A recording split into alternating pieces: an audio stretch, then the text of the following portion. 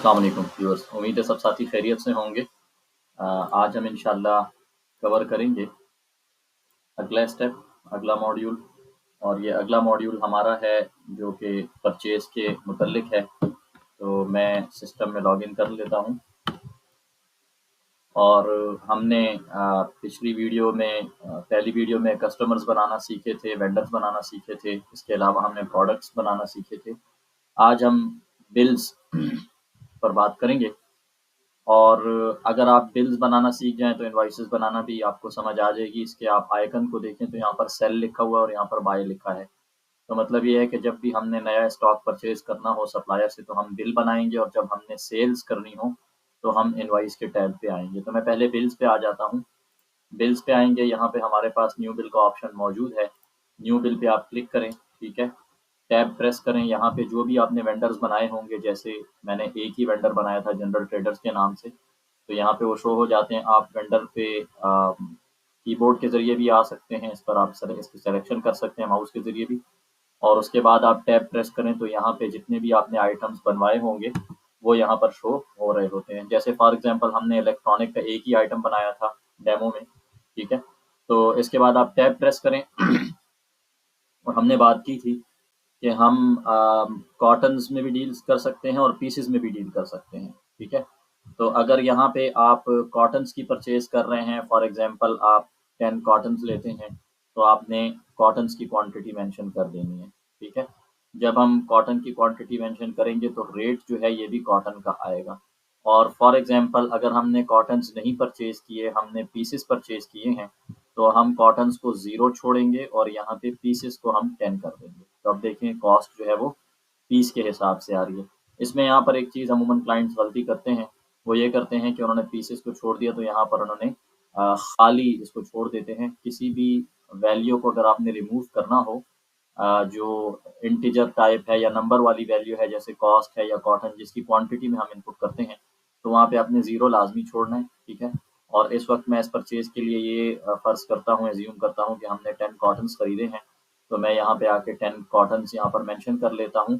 और ये कॉटन का रेट आता है, इसको मैं चेंज भी कर सकता हूँ। फॉर एग्ज़ाम्पल अब इसका रेट कुछ कम हो गया है, 24-30 हो गया है, या रेट तो वही है और हमें वेंडर की तरफ से कुछ डिस्काउंट मिल गया है, तो यहाँ पे हमने ये मेंशन कर दिया, ठीक है। और ये जो प्राइस पर पीस है, प्राइस पर कॉटन है, इसको फ़िलहाल रहने दीजिए, ये यहाँ पर इतनी अहम नहीं है, ठीक है। इसके बाद आप टैब से अगली लाइन पे आ जाते हैं और ज़ाहिर है कि आपके पास और भी लिस्ट ऑफ आइटम्स होंगी, तो उसमें से आपने जो भी आप इसी वेंडर से, और अगर आपने इसी परचेज़ में कोई चीज़ें खरीदी और चीज़ें आपने खरीदी हैं, तो वो यहाँ पे आप मेंशन कर सकते हैं वन बाय वन, ठीक है।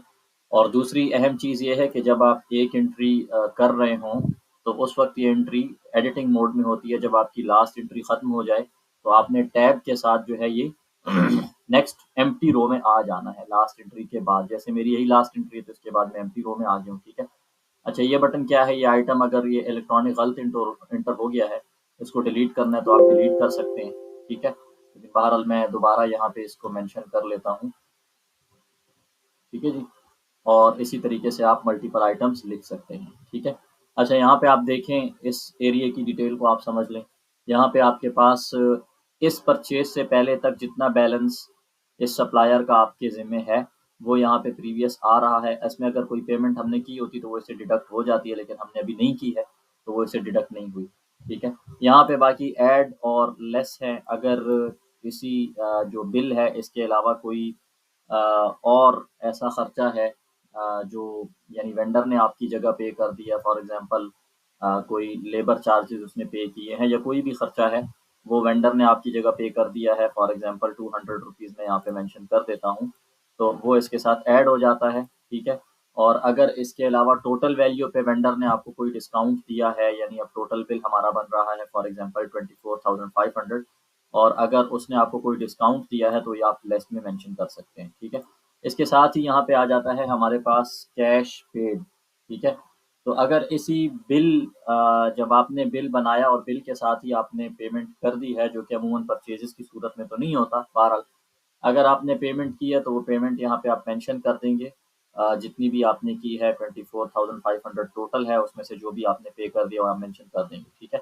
और यहाँ जो ये फ़िगर लिखी हुई आ रही है, ये टोटल आती है, यानी 24,500 करंट बिल के आ जाते हैं और 20,000 प्रीवियस के आ जाते हैं, तो ये आपको टोटल बताता रहता है कि यार इस वक़्त टोटल आपके ज़िम्मे कितने हैं, ठीक है?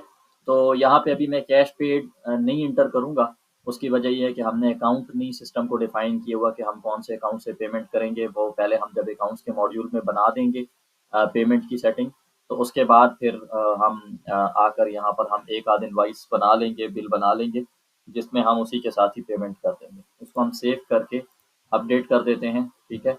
यस, आप लोगों के ज़हन में आ सकता है कि अपडेट क्यों किया जाता है जब हम सेव कर लेते हैं?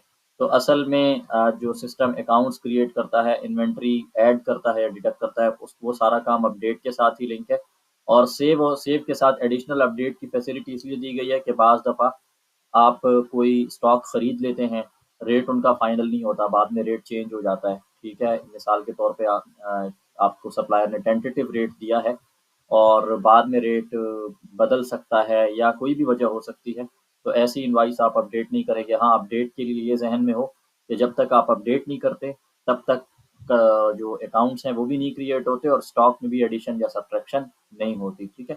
ये सेव करना ये टेंटेटिव बिल सिस्टम में क्रिएट कर देता है ताकि अगली दफ़ा आपको पूरा बिल ना बनाना पड़े। अगर वही बिल फाइनल है तो आप उसको अपडेट कर सकते हैं, ठीक है?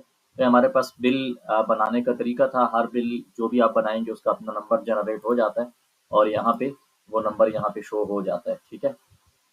इसी तरीके से अगर आपने देखना हो वेंडर के अकाउंट में आप चले जाएँ और यहाँ पे जनरल ट्रेडर है, अब इसका आप लेजर देखें, यहाँ पे इसके 44,500 आ रहे हैं, पहले 20 थे और अभी हमने एक नया बिल बनाया है।